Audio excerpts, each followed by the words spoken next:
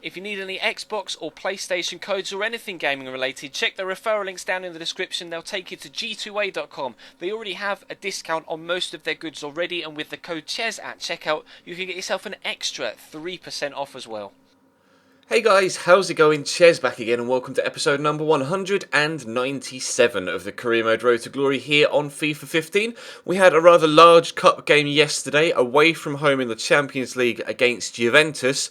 Today, back down to earth and back to the run-of-the-mill games with a game at home against Sheffield United in the Capital One Cup. Worlds apart from the game we had yesterday against Juve, but that just shows how far we've come in this series. In real life right now, a game between Cambridge United and Sheffield United would be a big deal for Cambridge because Sheffield United are obviously a league above and one of the better teams in that league above. But obviously we've now made it to Europe's most elite competition with one of the best sides that I've ever used on career mode, to be fair, with the amount of talent we have at our disposal in this Cambridge United squad. And we're going to start off in, hopefully, a positive fashion. Obviously, with it being a side that are quite a couple of divisions below us, it would be nice to kind of impose ourselves on them and just kind of put across the fact that we are the Premier League side, we are the best side, and, just show our dominance for the tie as a whole. Adarabioyo was trying his absolute best to get himself a goal here. First shot was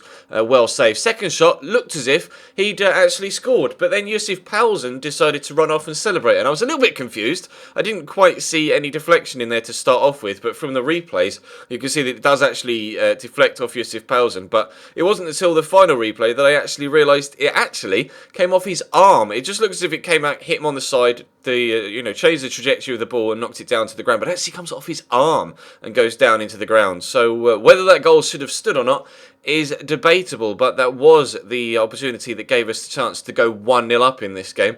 Now, Yusuf Paulsen is on the ball here on the edge of the box again, but to be fair, they were defending very, very well, Sheffield United, putting plenty of men behind the ball, so I just decided to try and kick it from distance over the top of all the men that were between me and the goal.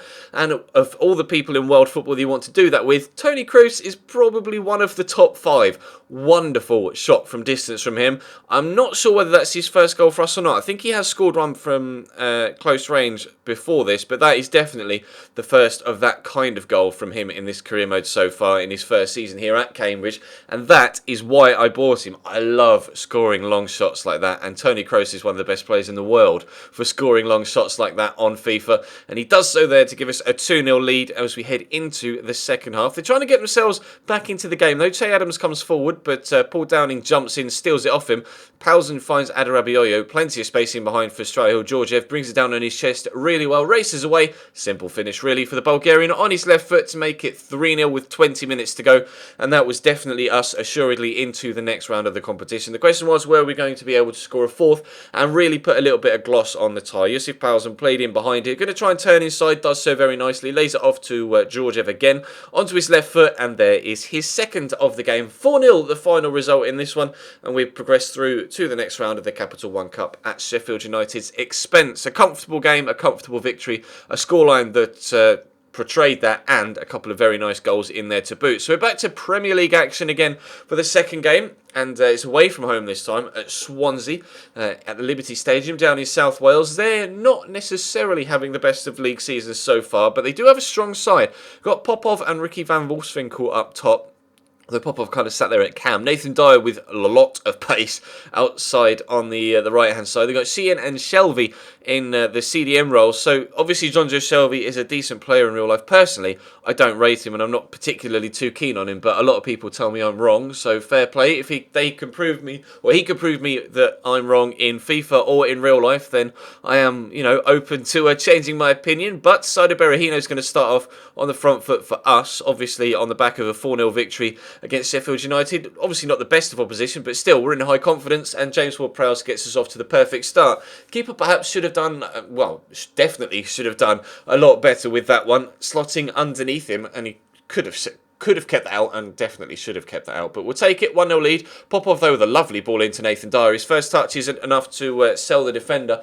Drops it dead in front of him, volleys it into the back of the net, and they're back on level terms after half an hour. Well done, Swansea. You've done more than Sheffield United could with one highlight. So Jetro Willems plays the ball over the top looking for James Ward-Prowse. It's going to be a mistake by Lopez there. Just kind of gives up on it. And then again, I don't know how James Ward-Prowse has been able to score that. He just lunges at it, and the keeper's just made no attempt to try and save it. 2-1 in front we are now, and a brace for James Ward-Prowse. Laid back to John Joe Shelvey.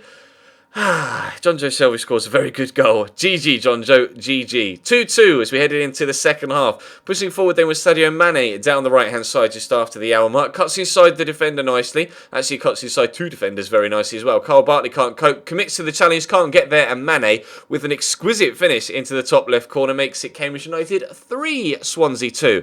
Now, can we keep this lead? They've pegged us back twice now. All I need to do is keep them out for a third time and we'll get ourselves a victory. They pushed a lot of men forward though, and you can see Georgiev clean through one-on-one. Bartley's not going to catch him. Strahill, Georgiev 4-2. We extend the lead to a 2-goal advantage for the first time in the entire game, and that was going to be enough to give us the victory. John Joe Shelby picks off the ball here, but unfortunately gets caught in possession. Strahill, Georgiev nicks it off him, racing away. He's got Soda Berahino in the middle. Decides though to go a little bit solo, and then into the back of the net it goes. Lovely stuff. Strahill, Georgiev is in the form of his life right now. 5-2. The final result away from home against Swansea City. A brace for Georgiev in this one and in the previous one, and a brace for James Ward-Prowse as well. We are in great goal-scoring form right now. 2 games, 9 goals. Now, we want to continue that in the Champions League. Obviously, we got a very good win over Juventus away from home last time around. That leaves us top of the group. Bayer Leverkusen, we drew with last time 2-2. And as you can see, they've drawn all 3 of their opening Champions League games. So, after drawing away from home, I have to say, especially considering the form we were in, pretty confident that we were going to get a win in this one. So, Pione Sisto starting on the right-hand side for an unfortunately tired Sadio Mane. And there was Adarabioyo starting again for slightly tired James Ward-Prowse. You guys know what I'm like with my OCD about players' fitness, etc. Bayer Leverkusen starting Heung-min Son on the left. Obviously, in real life, he's now moved to Tottenham, so he won't be playing for them IRL anymore. But they do have Hakan Çalhanoğlu. They've got Paulo Dybala up top as well, actually. Very good signing for them. Much better than Stefan Kiesling, in my opinion. But Strahill Georgiev is involved again. Into Tony Kroos, out wide to Yusuf Poulsen. Not really got the angle for the shot, but I decided to have a crack anyway, just to see if something crazy would happen, or maybe we could win a corner with a save, etc., or rebound. But unfortunately, the shot wasn't on target anyway, so none of that was going to happen. Çalhanoğlu gets played in behind, though. Lovely lob through ball. In behind, stands the ball up goes Christoph Kramer, and that's a very good header into the back of the net. Bayer Leverkusen lead 1-0 in the 23rd minute. It's the first time we've actually gone behind in this episode so far, so that kind of riled me up. I thought we've scored 9 goals in 2 games so far. Time to score a goal in this third one. Yusuf Poulsen down the right-hand side, tearing the defence apart. Aaron Cresswell can't cope. Stands the ball up into the middle. Georgiev with a header. 4 goals so far for him today, but none against Bernd Leno so far. Good save by the German goalkeeper. Timo Werner picks the ball up here, though. Baraki on the overlap. Obviously, extremely fast Baraki. He's got 97 sprint speed, I think. Georgiev into the box, turns inside, lays it off. Poulsen squeezes it inside the near post. We have our equalising goal at last. Thank you very much. But Leverkusen come forward again just before half-time. Çalhanoğlu involved. Out to Heung-min Son. Shows good dribbling feet to get past the defender. He just kind of faces me up. Plays it in behind to Çalhanoğlu. Stands it up into the middle. And Lars Bender with a wonderful swivel volley there to make it 2-1 to Leverkusen just before we went in for the half-time break. I thought we were back in the game after we got our equaliser, just 2 minutes before the half-time whistle, and then we still end up going in at half-time behind, so I kind of caught me off guard, really. Adarabioyo is going to play in Poulsen here, though. Good shot, hits the post and comes back out, but we're showing our intentions in the second half. We want to get ourselves back on level terms sooner rather than later. Georgiev down the outside to Pione Sisto. Brilliant cross, in fairness. Unfortunately, cleared away by the defender. Drops as far as Tony Kroos, though, but he can't quite squeeze it inside that near post. Scored a great goal against Sheffield United, but not to be in this one so far. Georgiev, though, on his left foot, gives it a crack, well blocked by the defender. Drops to Poulsen. He's going to try and find a bit of space for a shot as well if he can, but it gets tackled. Still drops to Adarabioyo. Gets it across to Georgiev again, and then the shot eventually is on target, but saved again by Bernd Leno. So 10 minutes to go. We're still coming forward. Timo Werner inside to Tony Kroos. Thought about giving it back to him, but decided to dance inside. Georgiev with a shot drilled towards that near post. Not too much power on it though, and it was a comfortable save for Bernd Leno, and we lose the game. Our first defeat in the Champions League this season. At home against Bayer Leverkusen. Completely unexpected, but never mind. We will take it on the chin and push forward. We've only lost 2 games now this season. Once in the league to Chelsea, who currently sit above us by 4 points, and once in the Champions League to Bayer Leverkusen. We're currently 6 points off top. It's Everton that lead the way of all teams right now. Arsenal are hot on our heels though, as are Tottenham, both on 19 points as well as ourselves. It's only our superior goal difference that sees us sit above them, although it is a vastly superior goal difference, especially over Spurs. So hopefully we can improve on that over the upcoming episodes or